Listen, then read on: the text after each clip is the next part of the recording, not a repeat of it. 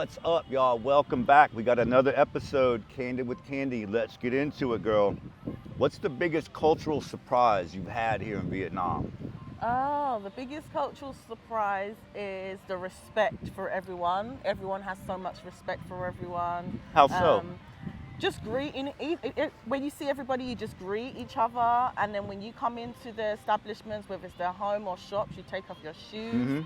And they're always willing to give you a drink or a snack or food. Even in the bars, you get freebies. Even in the restaurants, free water. You know, Just shoveling it over. For free. It's crazy. Now, let me ask you this. How has it changed how you see London now? After being here and all this happiness and things you respect, you talk about, how has it changed how you see your hometown? It's sad because London, you know, everybody knows London, and there's a lot of people that would love to live in London for the opportunities that we have. But there's a lack of kindness, unfortunately, and that's what is quite upsetting. Vietnamese people, they're just so kind, whether they're rich, whether they're poor. The love is the love, and I think that's what we're lacking in London. So, like, you know, you talked to me about it, and just to give you all a dibs on it, it's like crazy crime there. I thought London was more civilized and chill, but I've been in a lot of American seasons, just like literally like wide open, like the DMZ. And you said it's the same way over there, a lot of places. It's the same way. I mean, right now, our biggest issue is knife and gun crime. We've got a lot of murders, Yeah, rapes, see, I never kidnapping. considered that. Oh, it's big. Even down to like your phone being stolen. That's a Like major literally not thing. being able to pull it out You've somewhere. got your phone on and someone snatching that out of your hand. That is the biggest thing right now.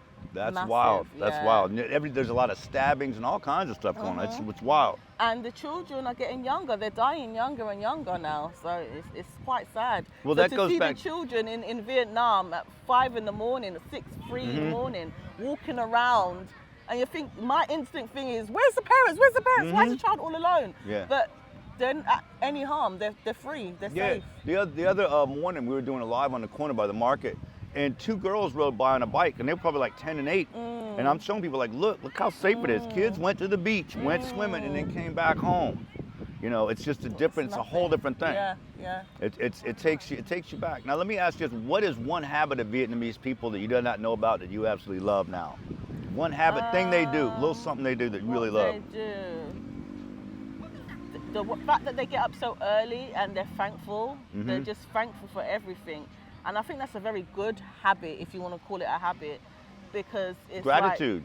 Gratitude is everything. And you can see they're all about karma. It's a very, what I give out is what I receive type of thing. And I think that's why they don't tip, or they don't ask for much, or they're not angry, because they just want the peace and love within their home, within their community.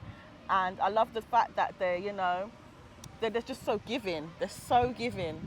Now, have you had an opportunity where they gave you food or drink or something? Because that's happened to me some. All the time. Yeah. All the time. Any market I've been into or any shop, if I'm looking to, buy a bag or something, they'll sit me down and offer me a drink, offer me a snack. And that would never happen in. No. Nah. If I walk into H&M, I better buy something or get out. Yeah, you better get your butt out of here if you ain't on the clock. But anywhere you go, they're just welcoming you. When I got my nails done, I got snacks, I got tea. It was just so lovely. Yeah, it's a lot. And it was like a week or two of that where I just literally realized, like, because I was so guarded and so just ready, because that's why you're conditioned over in the West. Like, what are they up to? What's going on? Why are they giving me beer? Before I just realized everybody's just nice and chill. Everyone's just nice. And it's not like, oh, what are you trying to gain out of it? It's just who they are. Here, have a plate of food. Yeah, Here. who they are. It was about the second week I was here, and I was in a little bar, and a man was eating a plate of food, and he literally had one plate. And he pulled out another spoon and gave me a spoon and pushed it over to the middle of the table and wanted to split the one plate that he had with me. And I just sat there. I was just like, I'm like, all right, you got me now. Like, okay, I get it. The biggest shock for me culturally is like, there's no homeless people. I don't know if you've seen it, but you got to go digging hard, girl. There might be one or two here or there, but in America, in a lot of major cities, there's tents. Yeah. If you go to Malibu, to Venice Beach, and there's a line of tents straight down this boardwalk here, where you can't walk your kids through there. That's London. There's so many homeless people. Yeah, see, that's another thing I didn't realize. It's everywhere, right? We're westernized countries. Why have we got homeless people? The richest countries in the world. But the Vietnamese people, they're not homeless. They're like, everyone looks after each other. Yeah. If you haven't eaten, we'll eat together. That's how they are. And the way the family unit is here, like literally, you see mom, grandma, like it is a team. And you see, I go to a couple places where the kids work and help the parents, and the parents are always bustling. Like it's a team. It's a team effort. It's a whole different thing. Now, let me ask you, would you find it's easier to meet people here after seeing this or back in London? Because I know more online over there, maybe. Yeah, I would say here, because with London, we're very much detached from meeting anymore. Everything's on social media. You got to scan everybody in and get their credit score and shit. People wanna come and introduce themselves. I was just walking down in the market, Chong Market, the other day, and loads of people were like, "Where are you from? What's your name? What do you do? Come in. Let's sit. Let's talk." They're very interested in knowing people's culture. Where are you from? What are you doing? Like, they want to know who you are and what you're doing, and not in any kind of racial way or any disrespectful way. They're just very intrigued. Yeah, they're literally interested and want to know what's up. And what's up, and they're just like, you walk around the other day in the neighborhood, and people are just coming out and like, what's going on? Like, it's a different vibe. Now, what's your biggest lost in translation moment where you completely like missed it, or there was a miscommunication? Just a funny moment that you had since you've been here this week. Not much, because honestly, they can speak English very well. I think that was my biggest fear about how am I going to communicate with anyone. The language barrier was a big fear? The language barrier, it was a big fear. How have you found that? Because a lot of people ask about that. That's a hot question. There's no major language barrier. As soon as I got out of the airport, everyone was speaking English very well. I think there was only one barrier. That was at the beauty shop I went to, and she was just asking me what kind of style I want for my nails and my eyelashes. And she just used her Google Translator. And she was like, "Oh, okay, I get it." But in terms of language barrier, there isn't. There's a lot of, and I didn't realize this, was a lot of Gen Z and younger kids who can speak lots of English because they're watching. They're on social media. A girl told me the first week, "Oh yeah, I learned on Instagram." That's crazy. I've learned on, I heard a kid told me he learned English by watching Cartoon Network.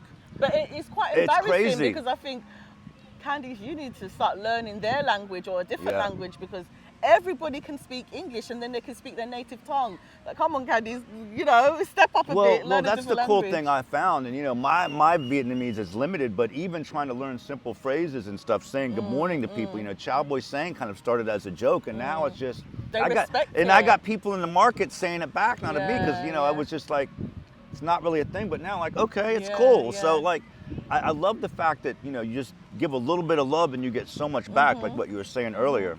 Because you can see it. It's funny. I was in the market one day and I said "Chow Boy Sang" to the lady where we got the juice, and there was a couple of Vietnamese ladies there, and they turned around, they started speaking Vietnamese at me. I was like, no, I don't know Vietnamese. I know "Chow Boy Sang." Like, I could holler a little bit and haggle in the market some, but I have no idea what you just said. But I find a lot of the younger set, Gen Z and under, learns it, and you just use Google Translate. I like Chat GPT, but also Google Translate. You can do menus with it and whatnot.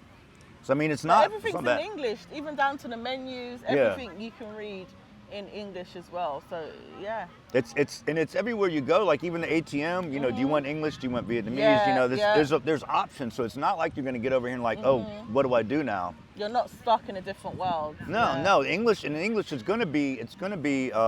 A language here. They're already looking at that. There's a big English center going up in the city. Wow. Oh yeah, like if you're a teacher, especially a teacher in London or somewhere in America, why don't you come over here and get a job, make $25 an hour as a teacher and live on the beach? Like, those are facts. Those are facts. I mean, a lot of teachers, in America, duck and dodge in the classroom. Here, the kids are actually respectful. It's the same in London, Are the kids completely off the chain in London? Yeah, I mean, there's loads of teachers that are like either depressed on drugs or want to quit because it's the pressure for the parents and the students. The kids, because the kids are so out of pocket now. Like the stuff that they're doing now. When I was in school, the disrespect. You wouldn't even dare raise your hand to a teacher or do something like that or yell at the teacher. That's normal now. That's normal. Yeah. And I can't imagine being a teacher in that position and having to basically fear for your safety. And the pay isn't great in London for being a teacher. Same in America. Okay, I'm learning a lot here. I'm learning a lot because I always think of different. America is like a silo, but it seems like more of a symptom that's going through all of the Western world.